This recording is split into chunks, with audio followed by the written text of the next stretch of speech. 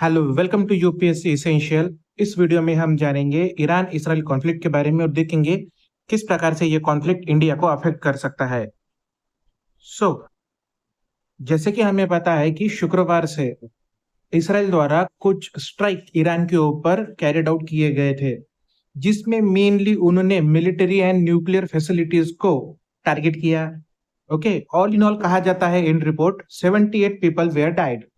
Okay, 78 people मारे हैं और 300 से ज्यादा पीपल उसमें क्या हुए, इंजर्ड हुए हैं। ओके, तो ऐसा कुछ रिपोर्ट्स का मानना है।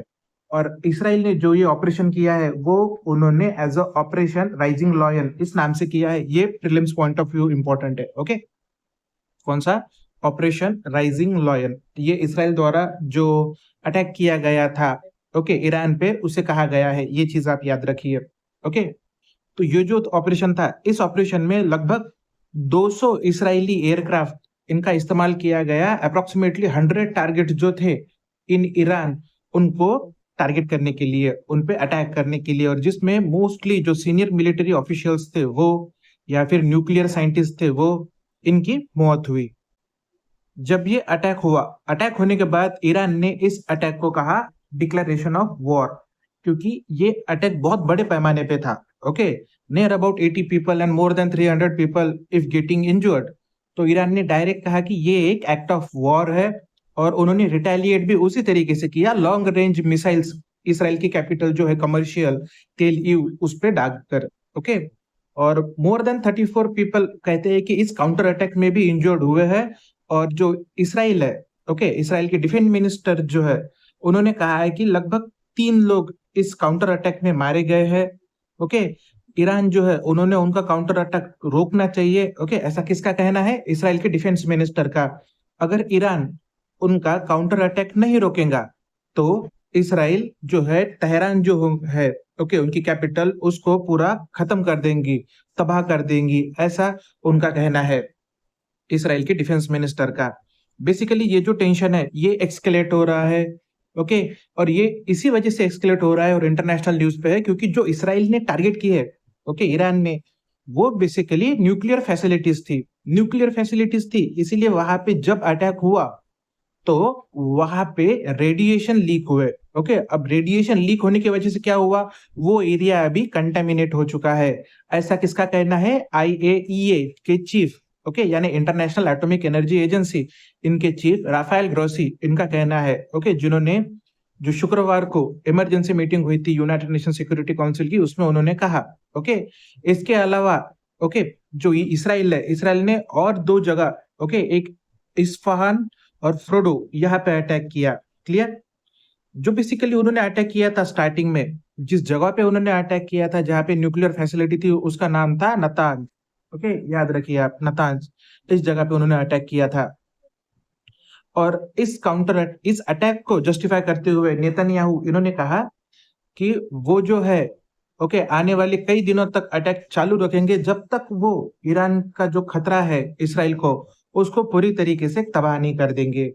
बेसिकली इसको क्यों क्रिटिसाइज किया जा रहा है, या फिर क्यों उसको, वो एक तो वो डिफेंड कर रहे हैं उनके लोगों के लिए, और जो ईरान है उसको क्रिटिसाइज कर रहा है क्योंकि उसमें सिविलियंस लोग मारे गए बेसिकली। ओके, तो इसके वजह से हमें दिखता है most of the countries like Saudi, UAE, Qatar, Egypt, Jordan, Kuwait, Oman, Lebanon, okay, and Bahrain, इन्होंने इस अटैक को कंडेम किया। ओके, और यूएन को भी अर्ज किया कि दोनों साइड को जो है, ओके, यूएन द्वारा दोनों साइड्स को शांति बहाल करने का एक समझौता दिया गया। दोनों साइड जो है, जो फिलहाल बहुत ही अग्रेसिव मोड पर है, तो उनको पीस एस्टेब्लिश करने के लिए कहा गया है।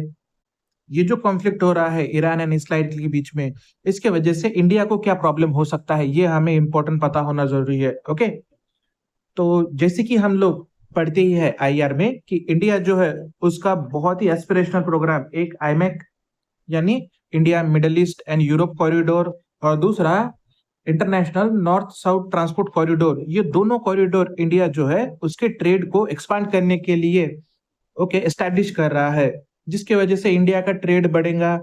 ओके, इंडिया की इकोनॉमी ग्रो होगी। तो ये दोनों एस्पिरेशनल जो हमारे प्रोजेक्ट है, ये दोनों प्रोजेक्ट ईरान के थ्रू जाते हैं। ये चीज हमें पता होनी चाहिए, ईरान के नजदीक से जाते हैं या फिर समहाउ उससे ईरान जुड़ा हुआ है। अगर इफ ईरान या फिर इसराइल, ये दोनों की बात करेंगे हम, ओके। एक तो इंटरनेशनल नॉर्थ साउथ कॉरिडोर में ईरान है, ओके, आईमेक में इसराइल आता है। इन दोनों इसमें अगर यहाँ पर कोई दो देश है तो इंडिया को एक स्टैंड लेना पड़ेगा। स्टैंड लेंगे तो अगर स्टैंड लिया और किसी की साइड ली तो हमारे रिलेशन भी खराब हो सकते हैं, ये एक चीज हो जाएंगी। अगर हम कुछ नहीं कहेंगे तो that will also deteriorate our position, जो हमने इतने सालों से बिल्ड की है इस एरिया में, इंटरनेशनल रिलेशन में, क्लियर। और जो ईरान का जो कॉन्फ्लिक्ट है वो अगर नहीं रुका तो हमारा जो छावर पोर्ट है, ओके, उसको भी बहुत खतरा पहुंच सकता है, मतलब वो प्रोजेक्ट ही बंद हो सकता है, ओके। क्योंकि वैसे भी इंडिया और ईरान के बीच में टेंशन्स राइज हो रही है, क्योंकि यूएस के मीडिएशन की वजह से यूएस इंडिया को फोर्स कर रहा है, ओके। ईरान पे सैंक्शंस लगे हैं because of their nuclear power, okay. ये चीज ऑल एंड ऑल होगा। देन कुछ एक्सपर्ट्स का यह भी मानना है कि जो ईरान है वो ईरान में भी जो स्ट्रेट ऑफ होर्मुज आपको दिख रहा है उसको क्लोज कर सकता है, ओके। वहां पे आर्मी डिप्लॉय कर सकती है, उस स्ट्रेट को क्लोज कर सकता है। वो स्ट्रेट क्यों इंपॉर्टेंट है? क्योंकि 25 to 20% of the global oil supply इस स्ट्रेट से होता है। कौन सा स्ट्रेट? Straight of Hormuz. ये आपने याद रखना, ओके। स्ट्रेट ऑफ होर्मुज से near about 20 to 25% of the oil जो सप्लाई होती है।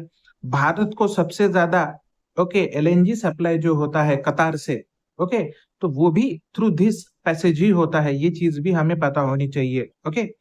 तो ये जो कॉन्फ्लिक्ट है, बेसिकली ये कॉन्फ्लिक्ट की वजह से क्या हो जाएगा कि इंडिया का जो बैलेंसिंग का जो एक ये है मेन मोटिव, वो बहुत ही स्टेक पर आ चुका है। क्योंकि India on the one hand Iran को बैलेंस कर रहा है, गल्फ कंट्रीज को बैलेंस कर रहा है, दूसरे हैंड पर इंडिया इसराइल के साथ अपने रिलेशन मेंटेन कर रहा है। तो ये जो बैलेंसिंग है प्लस एक पावरफुल पोजीशन है एज अ मीडिएटर, वो भी हमारी स्टेक पर आ सकती है, जिसको हमने कई दशकों से बिल्ड किया है, क्लियर, इस कॉन्फ्लिक्ट की वजह से। इसलिए ये कॉन्फ्लिक्ट और भी ज्यादा इंपॉर्टेंट हो जाता है। देन जो दोनों साइड है, अगर इंजरी का माना जाए तो दोनों साइड में, जैसे इसराइल का कहा गया है कि 78 पीपल मारे गए हैं, सॉरी, ईरान का कहा जाता है कि 78 पीपल मारे गए हैं, और इसराइल का कहा जाता है 3 लोग मारे गए हैं, ओके। तो इसमें क्या हुआ है कि मोस्टली सिविलियंस लोग मारे गए हैं, ओके। कौन? सिविलियंस लोग मारे गए इस अटैक एंड काउंटर अटैक में। और ये जो अटैक किया गया है स्टार्टेड बाय इसराइल, इसके वजह से जो एससीओ है, ओके, शंघाई कॉरपोरेशन ऑर्गेनाइजेशन, इस एससीओ ने एक डिक्लेरेशन इशू किया है, okay, which was chaired by China. और उसमें कहा गया है कि इसराइल द्वारा जो ये अटैक किया गया था ईरान पे, ये ग्रॉस वायोलेशन करता है किसका? इंटरनेशनल लॉज का एंड यूनाइटेड नेशन के चार्टर का, ऐसा कहा गया है। और एक चीज याद रखिए, यूएन एससीओ के मेंबर्स में इंडिया अब्सेंट था। इंडिया ने कहा है कि we did not participate, okay, जो डिस्कशन हुआ है एससीओ में। क्यों? क्योंकि इंडिया ने पहले ही 13 जून को अपना स्टेटमेंट इशू किया था, जिसमें उन्होंने कहा था कि जो भारत है, ओके, भारत सपोर्ट करता है टोटल पीस को, okay, peace in the area, okay. दोनों देश जो है उन्होंने डिप्लोमेसी के रास्ते ही अपना जो है डी एस्केलेशन करना चाहिए। जो अभी एस्केलेशन हो रहा है दोनों साइड से, ईरान का अटैक कर रहा है, फिर इसराइल अटैक कर रहा है, तो इसकी वजह से क्या होगा? बेसिकली जो इकोनॉमी है वो तो अफेक्ट हो ही रही है, जो रिलेशंस है वो भी अफेक्ट हो रहे हैं, सिविलियंस की लाइफ अफेक्ट हो रही है। तो ये सब चीजें रोकने के लिए हमें क्या करना चाहिए? डी एस्केलेशन करना चाहिए। ऐसा किसने कहा है? भारत ने कहा है, और ये हमने 13 तारीख को ही इशू कर दिया था हमारा, okay, statement. So all in all हमने क्या देखा है कि जो ये है कॉन्फ्लिक्ट इसराइल एंड ईरान का, बेसिकली ये एक इंटरनेशनल लेवल का कॉन्फ्लिक्ट जो होगा। तो जैसे जैसे इंटरनेशनल लेवल का कॉन्फ्लिक्ट होगा तो पोलराइजेशन होगा, तो बेसिकली इंटरनेशनल लेवल पे जो ट्रेड है उसको भी ये अफेक्ट करेगा। तो जल्दी से जल्दी अगर ये कॉन्फ्लिक्ट थम जाए तो ट्रेड ग्रोथ दोनों अच्छी हो सकता है। अगर ये कॉन्फ्लिक्ट बढ़ा तो बेसिकली इन्फ्लेशन को ये फ्यूल करेगा, इन्फ्लेशन होगा, रिसेशन आएगा। जैसे कि हमने देखा कि फ्राइडे को, ओके, फ्राइडे को इंडियन शेयर मार्केट डाउन हुआ, ओके। तो फ्राइडे को इंडियन शेयर मार्केट डाउन हुआ बिकॉज ऑफ दिस कॉन्फ्लिक्ट। तो आने वाले वक्त में अगर ये कॉन्फ्लिक्ट नहीं डिस्केलेट हुआ तो मोस्ट प्रोबेबली, ओके, दुनिया भर में इसके हमें इफेक्ट दिखेंगे, okay. Exam point of view क्या याद रखना है आपको? ऑपरेशन राइजिंग लॉयन, वो याद रखना है आपको। देन इसराइल जो कॉन्फ्लिक्ट हुआ वो याद रखना है। देन कहाँ कहाँ पे अटैक किए वो याद रखने हैं आपको। देन नेक्स्ट आपको ये याद रखना है कि एससीओ, ओके, एससीओ द्वारा एससीओ के मेंबर्स कौन है।